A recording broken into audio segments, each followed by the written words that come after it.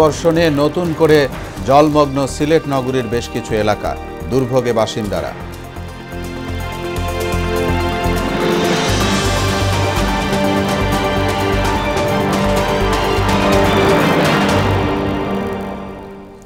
আসসালামু আলাইকুম। আমন্ত্রণ সংবাদ সারা দেশে। এতক্ষণ শুনছিলেন শিরোনাম। আপনাদের সঙ্গে আছি মোহাম্মদ ওয়ালিউল্লাহ। এবার বিস্তারিত। জটিল অর্থনৈতিক পরিস্থিতির চ্যালেঞ্জ নিয়েই বাজেট ঘোষণা করতে যাচ্ছে সরকার। এই অবস্থায় দেশের অর্থনীতি প্রবৃদ্ধির উন্নয়নে জ্বালানি খাতের সংস্করণে গুরুত্ব দেওয়ার পরামর্শ দিয়েছেন বিআইআইসিসির গবেষক মাহফুজ কবির। ক্যাপাসিটি চার্জে মনোযোগী না হয়ে সঞ্চালন ও বিতরণ অবকাঠামো উন্নয়নে বরাদ্দ বাড়ানোর তাগিদ দিয়েছেন এই অর্থনীতিবিদ। আরও জানাচ্ছেন মনিরুল ইসলাম। এবারের বাজেটে আন্তর্জাতিক মুদ্রা তহবিলের শর্ত শতভাগ প্রতিফলন হতে যাচ্ছে, যা দেশের বাজেট ইতিহাসে প্রথম। বার্ষিক কর্মসম্পাদন নীতিতে জ্বালানি খাতকে দ্বিতীয় গুরুত্বপূর্ণ চিহ্নিত করা হলেও আইএমএফ এর প্রকল্প সংকোচন শর্তে ঝুঁকিতে পড়তে পারে খাতটি। এতে ভোক্তা পর্যায়ে হতাশা বাড়ার আশঙ্কাও রয়েছে। তবে বিদ্যুৎ খাতে ক্যাপাসিটি চার্জেই চলে যায় বড় একটা অংশ। গত 9 মাসেই এর পরিমাণ 17,000 কোটি টাকারও বেশি, আর 11 বছরে ক্যাপাসিটি চার্জে ব্যয় হয়েছে 90,000 কোটি টাকা। এমন পরিস্থিতি উত্তরণের প্রকল্প বাড়ানো সহ সঞ্চালন লাইন শক্তিশালী করতে অবকাঠামোতে বরাদ্দ বাড়ানোর তাগিদ দিয়েছেন অর্থনীতিবিদ মাহফুজ কবির। নতুন নতুন বিদ্যুৎ প্রকল্প নিয়ে এবং একই সঙ্গে সঞ্চালন বিতরণ সেগুলোকে যদি একটু শক্তিশালী করতে পারি এবং লো কস্টে যদি আমরা একটু চিন্তা করি যে না আমরা বিদ্যুৎ সাপ্লাই দেবো, তাহলে সেই ক্ষেত্রে আমাদের নতুন ধরনের পরিকল্পনা দরকার এবং সেই জন্য আসলে বাজেটে ইন্টিগ্রেশনও দরকার। একদিকে যেরকম আমাদের বাজেট বরাদ্দ প্রয়োজন, একই সঙ্গে প্রয়োজন একটা ভারত পরিকল্পনা। আর বিশিষ্ট কলামিস্ট সোহরাব হাসান বিষয়টিকে হতাশাজনক উল্লেখ করে নিজস্ব উৎপাদনে বরাদ্দ বাড়ানোর পরামর্শ দিয়েছেন। এবারও জ্বালানি খাতে ভর্তুকি থাকবে, যে ভর্তুকি পুরোপুরি তুলে নিতে পারবে না। এই ভর্তুকিটার ভোক্তা কতটা পাবে আর রাষ্ট্রীয় ব্যবস্থাপনার খরচ, প্রশাসনিক খরচ কতটা যাবে সেটি নির্ভরশীল। জ্বালানি সংকট বিবেচনায় ভর্তুকি ভারসাম্য বাজেট প্রণয়ন জরুরি বলে মনে করেন এক্সিম ব্যাংক কৃষি বিশ্ববিদ্যালয়ের উপাচার্য। সরকার ক্যাপাসিটি চার্জ বাড়ছে সত্য, সেখানে সবচেয়ে বেশি দেখা হচ্ছে efficient management, transparent management, which is nowadays very urgent in this sector. আমার কথা হচ্ছে সব জায়গায় আমাদেরকে গুরুত্ব দিতে হবে, গুরুত্ব দিলেই আমরা পাবো। এ খাতের উন্নয়নে নতুন নতুন প্রকল্প গ্রহণ সহ ইলেকট্রিক কারের প্রচলন, সঞ্চালন লাইন শক্তিশালীকরণ, সুপরিকল্পনার মিশ্রণে দক্ষতার উন্নয়ন ও ব্যবস্থাপনাগত ব্যয় সংকোচন করা জরুরি বলে মত দেন বিশেষজ্ঞরা। সার্বিক বিভাগের দরকার দক্ষতার উন্নয়ন এবং ব্যবস্থাপনাগত যে খরচ সেই খরচটা কমানো। এইভাবে করে আমরা একটা বিদ্যুৎ এবং জ্বালানি খাতের জন্য সুন্দর পরিকল্পনা তৈরি করতে পারি এবং অর্থায়ন করতে পারি, তাহলে সেটা আমাদের অর্থনীতির জন্য ভালো হবে। জ্বালানি খাতের সমস্যা চিহ্নিত করে বরাদ্দ বাড়ানোর তাগিদ দেন বিআইআইএসএস এর গবেষক মাহফুজ কবির। এই খাতের যে সমস্যাগুলো রয়েছে তো সেগুলো কাটিয়ে ওঠার জন্য আমাদের এখানে ভালো বরাদ্দ দরকার। মনিরুল ইসলাম, মোহনা সংবাদ, ঢাকা। বাজেটে শিক্ষা খাতের বরাদ্দে দুরবস্থা চলছেই। আসছে অর্থবছরে দেয়া হচ্ছে 31,000 কোটি টাকা। অর্থনীতিবিদ এবং বিশেষজ্ঞরা বলছেন জিডিপির অনুপাত শিক্ষার বরাদ্দ নগণ্য। যতটুকু মিলছে আমলাতান্ত্রিক জটিলতায় আর তাও বাস্তবায়ন নেই।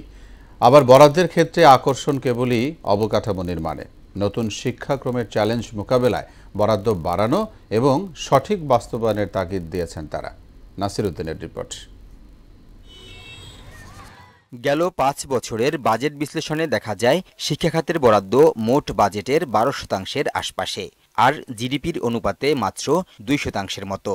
চলতি অর্থাৎ 2023-24 অর্থ বছরে এডিপিতে শিক্ষায় বরাদ্দ রাখা হয় 29,889 কোটি 12 লাখ টাকা, যা মোট এডিপির 11.36%।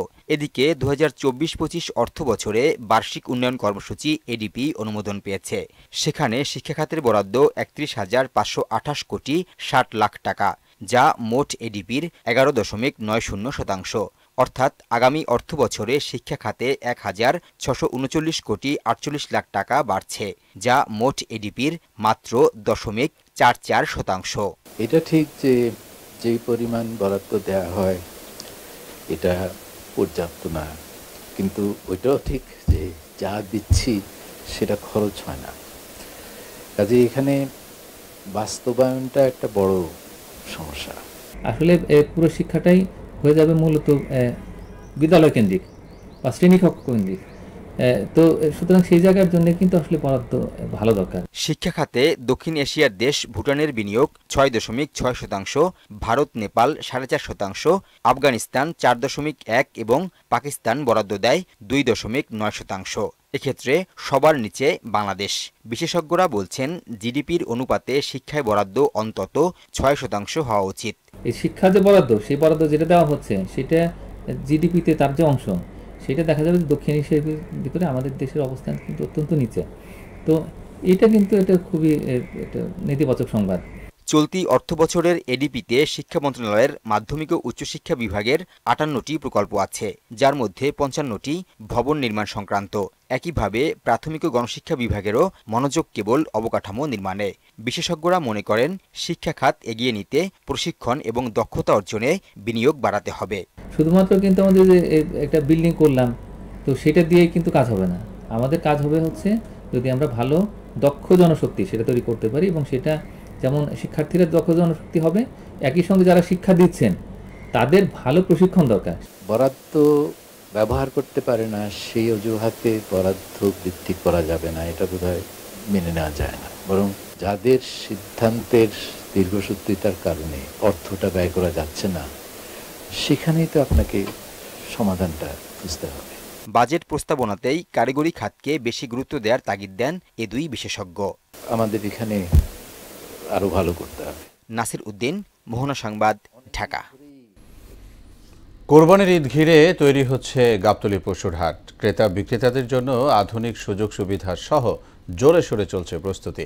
2-4 দিনের মধ্যেই হাট গোছানোর কাজ শতভাগ শেষ হবে। আগামী সপ্তাহেই বাজারে জমে উঠবে বলে জানিয়েছেন ইজারাদার। ওবায়দুল হক মারুফের রিপোর্ট। পবিত্র ঈদুল আজহার প্রায় 2 সপ্তাহ বাকি। কোরবানি ঘিরে রাজধানীর গাবতলীর পশুর হাটে চলছে গোছানোর প্রস্তুতি। ইতোমধ্যে প্রস্তুত করা হয়েছে পশু রাখা ও ব্যবসায়ীদের থাকা খাওয়ার স্থান, ঘোষণা মঞ্চ সহ বেশ কিছু সুবিধা। কোরবানির পশুর চাহিদা মেটাতে দেশের খামারগুলোই যথেষ্ট বলে মনে করেন ব্যাপারীরা। দেশি গরুতে কুরবানি হইবে, যত গরু আছে। কুরবানির গরু আসা শুরু করছে কেবল, হাটে হাটে ভরেনি এখনো গরু আসতে মনে করেন 5-7 দিন দেরি হবে। 5 মহিনা 2 লাখ টাকা দিয়ে দিচ্ছি, একবারে মাংনা দামে, পানির দামে দিয়ে দিচ্ছি। এই সরকারের আমলে কোনো রাস্তাঘাটে গরুর ব্যাপারে চাঁদাবাজি নেই।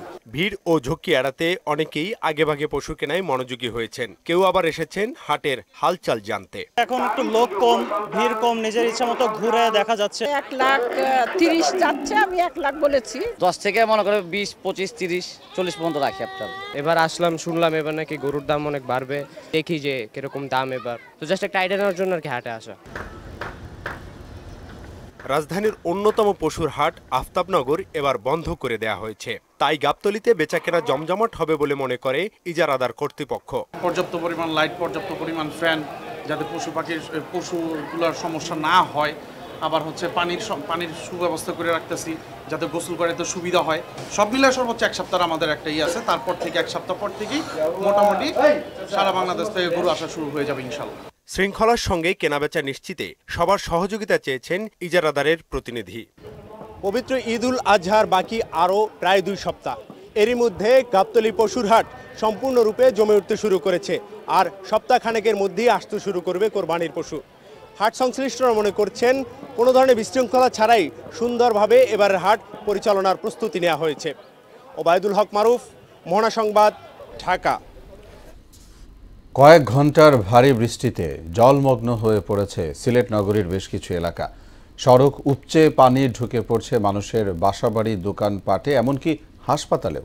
শেষ খবর পাওয়া পর্যন্ত সুরমা নদীর পানি বিপদসীমার 13 সেন্টিমিটার উপর দিয়ে প্রবাহিত হচ্ছে। এতে দুর্ভোগে পড়েছেন নগরীর বিভিন্ন এলাকার বাসিন্দারা। সিলেট থেকে শিপার চৌধুরীর তথ্যে আরও জানাচ্ছেন মেহেদি হাসান। অতি বৃষ্টির কারণে নগরীর অনেক এলাকা নতুন করে তলিয়ে গেছে। সিলেট পানি উন্নয়ন বোর্ড জানিয়েছে, অন্যান্য নদীগুলোর পানি বিপদসীমার নিচ দিয়ে প্রবাহিত হলেও সুরমা ও কুশিয়ারা নদীর পানি কয়েকটি পয়েন্টে বিপদসীমার উপর দিয়ে প্রবাহিত হচ্ছে। এর মধ্যে সুরমা নদীর পানি সিলেট পয়েন্টে বিপদসীমার 13 সেন্টিমিটার উপর দিয়ে প্রবাহিত হচ্ছে। বাসাবাড়ি, দোকানপাটে ঢুকে পড়ছে পানি। এতে চরম দুর্ভোগে পড়ছেন নগরবাসীরা। গতকালকে পর্যন্ত কিন্তু পানি উঠোনের মধ্যে হালকা 1 ফুটও না, 1 ফুটের থেকেও কম ছিল। রাত 3টার পর থেকে হুট করে শাসা করে পানিটা ঘরের মধ্যে ঢোকা শুরু হয়েছে। পানি প্রচুর বাড়ছে, পানি তো প্রায় আগের থেকে 1 হাত বাড়ছে। কারণ এটা তো অতর্কিতভাবে পানিটা হামলা করছে, একজনের না জানাইয়া। 22 বোন এত দিনের বেলায় পানি আস্তে আস্তে বাড়ছে, বৃষ্টি ছিল না এদিকে, গত রাত্রে বৃষ্টিতে নদী তো ভরা, এই পানি তো নিচে নামতে পারে নাই। কালীঘাটের যে পরিস্থিতি, একজনের কোটি কোটি টাকার ক্ষয়ক্ষতি হইতে পারে। পানিও আনতে না, কোনো পানিও নাই খাবার, সব বিশুদ্ধ পানি। আবহাওয়া অফিস জানিয়েছে গত 24 ঘন্টায় সিলেটে 226 মিলিমিটার বৃষ্টি রেকর্ড করা হয়েছে। সুরমা ও কুশিয়ারা নদীর পানি বৃদ্ধি পাওয়ায় 3টি পয়েন্টে বিপদসীমার উপর দিয়ে প্রবাহিত হচ্ছে। টানা 6 ঘন্টা বৃষ্টিপাতের কারণে এমন পরিস্থিতির সৃষ্টি হয়েছে।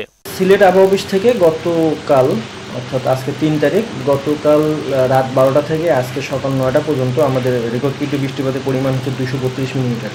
সুরমা নদী খনন ও বেড়িবাঁধ না দিলে এই দুর্ভোগ থেকে নগরবাসী রেহাই পাবে না বলে জানিয়েছেন সিলেট সিটি কর্পোরেশনের সাবেক এই মেয়র। সুরমা নদী খনন হওয়ার কথা ছিল, সুরমা নদী খনন না হওয়াতেই আমাদের এই দুর্ভোগ বাড়তেছে। আর সুরমা নদীর দুই সাইড যদি আমরা বেড়িবাঁধ না দেই, তাহলে আর সুইচ গেট কন্ট্রোল না করি, তাহলে এই পানির থেকে এই এলাকাবাসীকে রক্ষা করা যাবে না। সিলেটে এখনো থেমে থেমে বৃষ্টি হচ্ছে, ফলে বন্যা পরিস্থিতি আবারও অবনতির আশঙ্কা করছেন সংশ্লিষ্টরা। মেহেদী হাসান, মোহনা সংবাদ।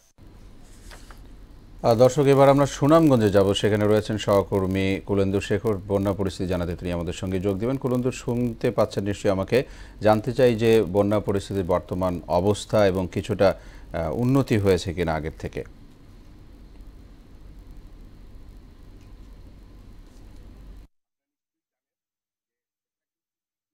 যে বৃষ্টিপাত, গত 3-4 দিন ধরে অবিরাম বৃষ্টিপাত ও উজান থেকে নেমে আসা পাহাড়ি জলে সুনামগঞ্জের সুরমা, কুশিয়ারা, বৌলাই, চলতি, কাজুকাটা, কালনি সহ অসংখ্য নদ নদীর পানি বৃদ্ধি পেয়েছে।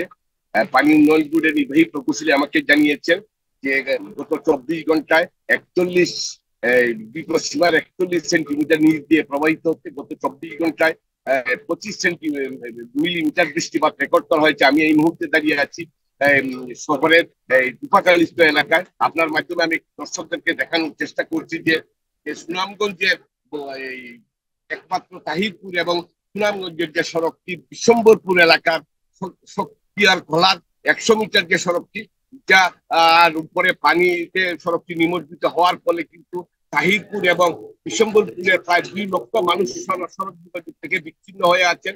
তো পানি নির্বাহী প্রকৌশলী আরো জানিয়েছেন যে আগামী 48 ঘন্টা হচ্ছে আরো বৃষ্টিপাত হতে পারে। বৃষ্টিপাত হলেও বন্যার তেমন কোনো আশঙ্কা নেই। তবে জেলা প্রশাসক আমাকে জানিয়েছেন যে উপজেলা প্রশাসনের মাধ্যমে কিন্তু যে সুনামগঞ্জ জেলার 137টি হাওরের যে প্রচুরতা ভাতগুলো রয়েছে, সে ভাতগুলো কেটে দেওয়া হয়েছে এবং সুইচ গেট গুলো খুলে দেওয়া হচ্ছে, যেন এই যে পানি যে নদীতে বৃদ্ধি পেয়েছে এই পানিগুলো যেন হাওরে প্রবেশ করলে পরে কিন্তু যে এই বন্যার যে একটা ভাব, এটা কিন্তু অনেকটা কমে যাবে। কিন্তু এই সুনামগঞ্জের মানুষ কিন্তু মনে করে এই যে সুনামগঞ্জের 2022 সালের যে ভয়াবহ বন্যা হয়েছিল, এই বন্যায় কিন্তু লক্ষ লক্ষ মানুষ ক্ষতিগ্রস্ত হয়েছিল। তো জেলা প্রশাসন ইতিমধ্যে কিন্তু খাদ্য সহায়তা সহ আশ্রয় কেন্দ্রগুলো প্রস্তুত রেখেছেন। তো ওলি, এই ছিল আমার কাছে মোটামুটি এখন পর্যন্ত যে সর্বশেষ অবস্থা। জি কুলেন্দু, আপনাকে ধন্যবাদ জানাচ্ছি আমাদের সঙ্গে যোগ দেওয়ার জন্য। এবার বিভিন্ন জেলা উপজেলায় অনুষ্ঠিত সভা সমাবেশ সহ নানা বিষয়ে প্রতিনিধিদের তথ্যে ডেস্ক রিপোর্ট। সাতক্ষীরার শ্যামনগর দ্বীপ ইউনিয়ন গাবুরায় সাজেদা ফাউন্ডেশনের অর্থায়নে ঘূর্ণিঝড় রিমালে ক্ষতিগ্রস্ত 340টি পরিবারের মাঝে খাদ্য সামগ্রী বিতরণ করা হয়েছে। অনুষ্ঠানে উপস্থিত ছিলেন সাজেদা ফাউন্ডেশনের শাখা ব্যবস্থাপক জিল্লুর রহমান। খাগড়াছড়িতে মহিলা বিষয়ক অধিদপ্তরের উদ্যোগে বাল্যবিবাহ প্রতিরোধে ডিজিটাল সিস্টেমের আওতায় স্কুল পর্যায়ে বাল্যবিবাহ নিরোধ ঘণ্টা বিষয়ক জনসচেতনতামূলক সভা ও শপথ বাক্য পাঠ অনুষ্ঠিত হয়েছে। প্রধান অতিথি ছিলেন অতিরিক্ত জেলা প্রশাসক রুমান আক্তার। নড়াইলে ভোক্তা অধিকার সংরক্ষণ আইন অবহিতকরণ বিষয়ক সেমিনার হয়েছে। জেলা প্রশাসকের কার্যালয়ে অনুষ্ঠিত সভায় সভাপতিত্ব করেন জেলা প্রশাসক আশফাকুল হক চৌধুরী। নরসিংদীর মাধবদীতে ভোরে আলো মানব কল্যাণ সংগঠনের উদ্যোগে লোডশেডিং এর কারণে টেক্সটাইল শিল্পের অচল অবস্থা ও সাধারণ মানুষের জীবনযাত্রার স্থবিরতা ও নরসিংদী পল্লী বিদ্যুৎ সমিতি 1-এর বিমা তাজ সুলভ আচরণের প্রতিবাদে মানববন্ধন করেছে স্থানীয়রা। National environment and human rights ফাউন্ডেশনের চট্টগ্রাম জেলা কমিটির প্রধান উপদেষ্টা Abdul Wajed Sohel garments accessories and packaging manufacturers and exports অ্যাসোসিয়েশনের পরিচালক নির্বাচিত হওয়ায় তাকে শুভেচ্ছা জানানো হয়েছে। বান্দরবানে বিশ্ববিদ্যালয় এবং কলেজ শিক্ষার্থীদের মাঝে অনুদান চেক বিতরণ করা হয়েছে সদর উপজেলা পরিষদ মিলনায়তনে। নোয়াখালীর বেগমগঞ্জে ভাড়াটে সন্ত্রাসী দিয়ে বসতবাড়িতে হামলা, ভাঙচুর ও মিথ্যা অভিযোগ দিয়ে হয়রানির প্রতিবাদে এর বিচার দাবিতে মানববন্ধন করেছে ভুক্তভোগী পরিবার ও এলাকাবাসী। দিনাজপুরে বিরলে ভূমি অধিকার, কৃষি ভূমি সংস্কার ও সর্বজনীন পেনশন স্কিম বিষয়ক জনসমাবেশ অনুষ্ঠিত হয়েছে। প্রধান অতিথি ছিলেন উপজেলা নির্বাহী অফিসার বন্নি শিখা আশা। জামালপুরে দেওয়ানগঞ্জে উপজেলার প্রতিটি নাগরিকের অধিকার নিশ্চিত করতে অনিয়ম দুর্নীতির বন্ধের দাবিতে মানববন্ধন করে প্রশাসনের নিকট 12 দফা দাবি বাস্তবায়নে স্মারকলিপি দিয়েছে নাগরিক কমিটি। চট্টগ্রামে ফুলের হাসি ফাউন্ডেশন ও গ্রিনলিফের উদ্যোগে এসএসসি দাখিল সম্মান কৃতি শিক্ষার্থী ও গুণীজন সম্মাননা অনুষ্ঠানে প্রধান অতিথি ছিলেন বীর মুক্তিযোদ্ধা নুরুল ইসলাম। শারমিন স্বর্ণা, মোহনা সংবাদ। চুয়াডাঙ্গার জীবননগর উপজেলায় অভিযান চালিয়ে দুটি প্রতিষ্ঠানকে 22,000 টাকা জরিমানা করেছে ভোক্তা অধিকার সংরক্ষণ অধিদপ্তর। সোমবার উপজেলার বাসস্ট্যান্ড এলাকায় অভিযান পরিচালনা করা হয়। এ সময় মেসার্স বাঘাট মিষ্টিবাড়ি হোটেলে অস্বাস্থ্যকর ও নোংরা পরিবেশে খাদ্যপণ্য তৈরি সহ নানা অপরাধে প্রতিষ্ঠানটির মালিক আমিনুর রহমানকে 10,000 টাকা ও মেসার্স মইনুর স্টোরের মালিককে 12,000 টাকা জরিমানা করা হয়। অভিযান পরিচালনা করেন জেলা কার্যালয়ের সহকারী পরিচালক সজল আহমেদ। সহযোগিতায় ছিলেন এসআই বাবুল এর নেতৃত্বে জীবননগর থানা পুলিশের একটি টিম।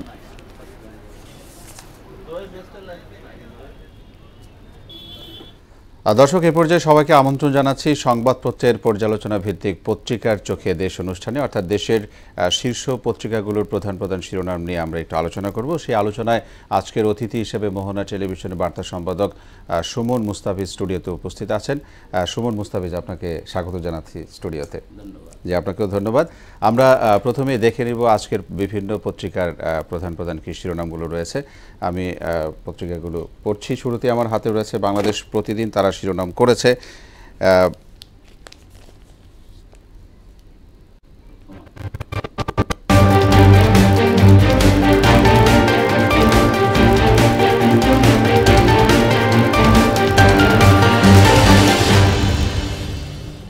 আমরা দেখে নেব পত্রিকার শিরোনামগুলো। শুরুতেই প্রথম আলোর শিরোনাম পড়ব। শিরোনাম আছে সরকারি দেনা পরিশোধের চাপ আরও বাড়ছে। মূল্যস্ফীতি বাড়ছেই, সরকারি পদক্ষেপ কাজে আসছে না। মোদি প্রধানমন্ত্রী থাকছেন কিনা জানা যাবে আজ। ইত্তেফাক শিরোনাম করেছে স্বামী স্ত্রী পরিচয়ে ফ্ল্যাটে ওঠেন শাহিন শিলাস্তি রহমানের জবানবন্দি। ঈদের পর অফিস চলবে 9টা 5টা। আবারও বিজেপি জোট নাকি বিরোধী ইন্ডিয়া, লোকসভা নির্বাচনের ফল আজ। রয়েছে সমকাল শিরোনাম করেছে কর্মী পাঠায় অন্যরা, 100 কোটি কামায় এমপিরা। অর্থাৎ মালয়েশিয়া শ্রমবাজার প্রসঙ্গে এই খবরটি আসছে। কর ভেটের চাপ আরও বাড়বে। বাংলাদেশ প্রতিদিন তারা শিরোনাম করেছে মোদির হ্যাটট্রিক না অন্য কেউ, ভারত ক্ষমতা কাদের, ফল ঘোষণা আজ, টানটান উত্তেজনা। কালো টাকার পাহাড়। যুগান্তর রয়েছে আমার হাতে। যুগান্তরের শিরোনাম জানাবো হাজির হচ্ছেন না দুদকে, ধরাছোঁয়ার বাইরে বেনজির পরিবার। জটিল প্রেক্ষাপটে আসছে এবারের বাজেট। দেশ রূপান্তরের শিরোনাম ভুল ওয়ে, অর্থাৎ রেলওয়ে সম্পর্কে এরকম একটি শিরোনাম করেছে। লোকসানে চলছে খুঁড়িয়ে খুঁড়িয়ে। আমার হাতে রয়েছে বণিক বার্তা শিরোনাম করেছে দুর্যোগপ্রবণ বাংলাদেশে ভাসমান এলএনজি টার্মিনাল, নির্ভরযোগ্য কি? এখনও চালু হয়নি সামিটের টার্মিনাল গ্যাস সরবরাহ। ঈদের পর 9টা 5টা ফিরছে সরকারি অফিস। টানা তৃতীয়বারের মতো বিজেপি নাকি ইন্ডিয়া জোট। The Daily Star. Power agriculture to drive up subsidies, inflation hit 7 month high. এই ছিল আজকের দৈনিক পত্রিকার প্রধান প্রধান শিরোনাম। আমরা জেনে নিলাম।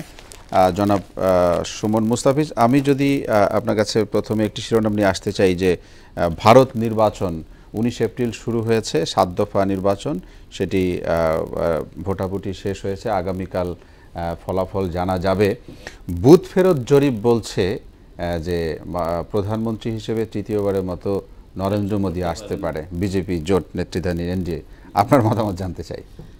না, নরেন্দ্র মোদী বিষয়টা হচ্ছে যে উনি যেভাবে গত 2 মেয়াদে কাজ করেছেন, এটা আমরা জানি যে বিজেপি একটি রক্ষণশীল দল, সাম্প্রদায়িক দল। তারপরে উনি সার্বিকভাবে গণতন্ত্র চর্চায় যেভাবে কাজ করেছে, সেই বিবেচনায় নরেন্দ্র মোদীর পুনর্বার প্রধান আশার একটি বুথ ফেরত জরিপ এরকম বলছে আর কি। জি, আসতেই পারেন। তবে তৃতীয় বিশ্বের রাজনীতিতে যেটা ঘটে যে অপোজিশনরা যত অপোজিশনে থাকে দিন দিন পিছিয়ে যায়, সেই বিবেচনায় জনপ্রিয় দল হয়েও কংগ্রেস অনেক পিছানো। তবে এইবার কিছু সংখ্যক ভোটারের মনোভাব বোঝা গেছে যে এবং তারাও চিন্তা ভাবনায় আছে বা পজিটিভ একটা ইয়েতে আছে যে তারাও আসতে পারে। এখানে একটা জটিলতাও আছে যে এরকম একটি জটিলতার কথা দেখেছি, কংগ্রেস যদি ক্ষমতায় আসে, সরকার গঠন করে, সেখানে প্রধানমন্ত্রী কে হতে পারেন, কারণ তাদের ওখানেও কিন্তু বড় বড় অনেক নেতা রয়েছে। জটিলতা আছে, নেতৃত্ব নিয়ে জটিলতা আছে। তবে তারপরেও মানে আমার মনে হয় যে সব মানে সম্ভাবনা মানে শীর্ষে থাকবেন সম্ভবত রাজীব পুত্রই। আচ্ছা জি, আমরা একটু বাজেট প্রসঙ্গে আসতে চাই। আর 2 দিন বাকি আছে, বাজেট ঘোষণা হবে। অর্থমন্ত্রী আবুল হাসান মাহমুদ আলী ওনার প্রথম বাজেট, আপনার কাছে এটা নিয়ে একটু জানতে চাই। এটা তো উনি অভিজ্ঞ মানুষ, অভিজ্ঞ রাজনীতিবিদ নিঃসন্দেহে, যদিও অর্থ মন্ত্রণালয়ে উনি নতুন, এর আগে দায়িত্ব পালন করেছেন পররাষ্ট্র মন্ত্রণালয় সহ সরকারের গুরুত্বপূর্ণ বিভিন্ন দায়িত্ব পালন করেছেন। সেই হিসেবে জনগণের প্রত্যাশা ওনার কাছে যে ভালো একটি বাজেট ঘোষণা হবে, আশা করাই যায়। তবে বাজেট তো এককভাবে অর্থ মন্ত্রণালয়ের উপর নির্ভর করে না, সেই হিসেবে মানে দেখা যাক আর 2 দিন পরে ঘোষণা আসবে। জি সুমন মুস্তাফিজ, আরেকটি বিষয় আপনার কাছে আসতেই চাই যে শ্রম বাজার, মালয়েশিয়া যে শ্রম বাজার মানে পরপর 3 বার বন্ধ হয়ে গেল, এই অবস্থায় যারা এই যে যেতে পারেনি তাদের কি হতে পারে? এটা দুঃখজনক। এক কথায় যদি বলি, মালয়েশিয়ার শ্রমবাজার 70-80 দশকের পরে, মধ্যপ্রাচ্যের পরে মালয়েশিয়া বাংলাদেশের সবচেয়ে বড় শ্রমবাজার। এবং দুঃখজনকভাবে অপ্রিয় কথা হচ্ছে যে শুরু থেকেই এই বাজারের শুরু থেকেই এটা নিয়ে চলছে রাজনীতি এবং সিন্ডিকেশন ব্যবসা। এমনকি আমরা দেখেছি যে এক একটা সরকারের সময় এক একজন আলোচিত ব্যক্তি, বেশ কয়টা নাম আমার মনে আসছে এই মুহূর্তে বলছি না আমি, আলোচনায় চলে আসেন তারা। সাধারণভাবে যারা সংশ্লিষ্ট, এই খাত সংশ্লিষ্ট, তারাও যে খুব বেশি অন্যায় করেন তা না, এই সিন্ডিকেটের কারণে মানুষগুলো বঞ্চিত হচ্ছে। মানে এতটুকু খারাপ লাগে না যে যারা মানে 5-6 লক্ষ করে টাকা এই গরিব মানুষ যারা ম্যানেজ করে, হ্যাঁ, বাড়ি জমি বিক্রি করে, ধার দেনা করে, এক্স্যাক্টলি। তো এটা দুঃখজনক এক কথায়। এবং এইখানে আমি মনে করি যে আমাদের রেমিটেন্স আয় দেশের যেহেতু একটা সবচেয়ে বড় খাত, অন্যতম বড় খাত, সেই হিসেবে সরকারের অনেক শক্ত হওয়া। এবং বাংলাদেশের হচ্ছে দ্বিতীয় বৃহত্তম শ্রমবাজার হচ্ছে মালয়েশিয়া। এখানে বলা হয় যে যদি মানে বাংলাদেশ সরকার মালয়েশিয়া সরকারের কাছে সময় বাড়ানোর জন্য আবেদন করেছিল, কিন্তু সেটি না করে যদি এমন হতো যে বিমানের টিকিট যদি তারা ব্যবস্থা করা হতো, এক্স্যাক্টলি আবেদন করার বিষয়টা হচ্ছে সেটা অন্য সরকারের উপরে, মালয়েশিয়ান সরকারের উপর তারা বিবেচনা করবেন কিনা নির্ভর, তারা বিবেচনা করেন। কিন্তু আমাদের ইন্টারনালি যে কাজটা আমরা করতে পারতাম সেটা সহজ ছিল, যে কোনোভাবে প্রাইভেট সেক্টর থেকে প্লেন চার্টার করে যে কোনোভাবে নির্দিষ্ট সময়ের মধ্যে পৌঁছে দেওয়াটা আমার বিবেচনায় যে সহজ ছিল এবং সেই পদক্ষেপ নেওয়া। তাহলে এই জটিলতাটা তৈরি হতো না, কারণ মালয়েশিয়া যদি মানে না করতে পারে সেই সম্ভাবনা তো ছিলই, কারণ সেটা তো তাদের এখতিয়ার। অবশ্যই। তাহলে বাংলাদেশ মানে যদি এই ব্যবস্থাটা আমাদের যেটা করণীয় আমরা সেটা করতে পারলে ভালো হতো এবং একটু বেশি নিশ্চিত হওয়া যেত। এই যে যারা যেতে পারেনি তারা কি এই যে টাকা ফেরত পায় এরকম রেকর্ড আছে? খুব কম। এই ব্যবসায় যারা মানে জড়িত তাদের কাছ থেকে, রিক্রুটিং এজেন্সির কাছ থেকে টাকা ফেরত পাওয়াটা এক কথায় সহজ নয়। আসলে এরকম মানে পেছনের ইতিহাস কখনো সেরকমটি বলে না। যারা যে ধর্ণা দিবে এখন, তারপরে যারা আছে যে এজেন্সি, রিক্রুটিং এজেন্সি যারা আছে, তারাও হয়তো পালিয়ে বেড়াবে, তাদেরকে বলার চেষ্টা করা হবে, কিন্তু কাজের কাজ হয়তো এরকম কিছু হবে না। আসলে এই যাত্রায় মানে এখানে সরকারের পক্ষ থেকে কি আরো কোনো সুযোগ আছে তাদেরকে বাইরে পাঠানোর? এরকম এখন সরকার এককভাবে, আমাদের সরকার চিন্তা করলে হবে না, সেখানে অবশ্যই মালয়েশিয়ান গভর্নমেন্টের সমর্থন বা অনুমোদন লাগবে। তারা যদি সম্মত হয় আমাদের প্রস্তাবে, যেমন সময় বাড়ানোর আবেদন বিবেচনা করা বা এইরকম আরও যে বিষয়গুলো, ওনারা যদি পুনর্বিবেচনা, মালয়েশিয়ান গভর্নমেন্ট যদি পুনর্বিবেচনা করে, সেই ক্ষেত্রে সুযোগটা সৃষ্টি হতে পারে। এছাড়া আপাতত জি, যুগান্তর সহ অনেক পত্রিকা শিরোনাম করেছে ধরাছোঁয়ার বাইরে বেনজির পরিবার, হাজির হচ্ছে না দুদকে। অর্থাৎ দুদকে তাকে তলব করা হয়েছে কিন্তু সে তো দেশে নাই, দেশের বাইরে আছে, সেরকম জনশ্রুতি আছে। এবং গণমাধ্যমে ব্যাপকভাবে খবর আসছে যে গত বেশ কয়েকদিন যাবতীয় উনি দেশে নেই। আগামী 6 তারিখে ওনাকে এবং 9 জুনে তার পরিবার, স্ত্রী, 3 মেয়েকে দুদকে হাজির হতে বলা হয়েছে। তো বলা হচ্ছে যে ওনার ব্যাংক সবগুলো ব্যাংক অ্যাকাউন্টও খালি, উনি সব টাকা তুলে নিয়েছেন ব্যাংক থেকে। তো এটা নিশ্চিতই বলা যায় যে উনি দেশে নাই, সুতরাং ধরেই নেওয়া যায় যে হাজিরও হচ্ছেন না উনি বা ওনার পরিবার দুদকে হাজির হচ্ছেন। এবং বলা হচ্ছে যে যেহেতু তার বাহিরে যাওয়ার বিষয়ে কোনো নিষেধাজ্ঞা নেই, তাহলে তো সে যেতেই পারেন। অবশ্যই পারেন। এবং গতকালকের আলোচিত খবর যেটা দেখলাম যে উনি ওনার চাকরি জীবনের শুরু থেকে শেষ পর্যন্ত উনি যে পাসপোর্টটা ব্যবহার করেন সেখানেও চরম উনি মানে হচ্ছে যে নীল পাসপোর্ট নেননি, বেসরকারি প্রাইভেট সার্ভিস দিয়েছেন এবং কূটনীতিবিদ হিসেবে তিনি লাল পাসপোর্ট পাওয়ার কথা খুব স্বাভাবিকভাবে সেটাও নেননি।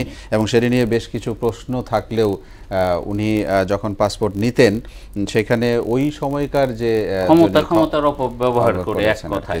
আপনাকে অনেক ধন্যবাদ আমাদের সঙ্গে স্টুডিওতে যুক্ত হওয়ার জন্য। সুমন মুস্তাফিজ, আপনাকে ধন্যবাদ। জি দর্শক, শেষ করব সংবাদ সারা দেশ যাবার আগে শিরোনামগুলো জানাবো আরও একবার।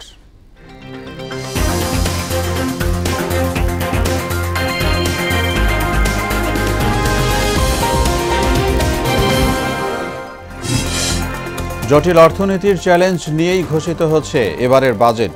শিক্ষা খাতের বরাদ্দকে নগণ্য বলছেন বিশেষজ্ঞরা। কোরবানির ঈদ ঘিরে প্রস্তুত হচ্ছে গাবতলী পশুর হাট। ক্রেতা বিক্রেতাকে আধুনিক সুবিধা দিতে চলছে জোর প্রস্তুতি। এবং কয়েক ঘন্টার ভারী বর্ষণে নতুন করে জলমগ্ন সিলেট নগরীর বেশ কিছু এলাকা, দুর্ভোগে বাসিন্দারা।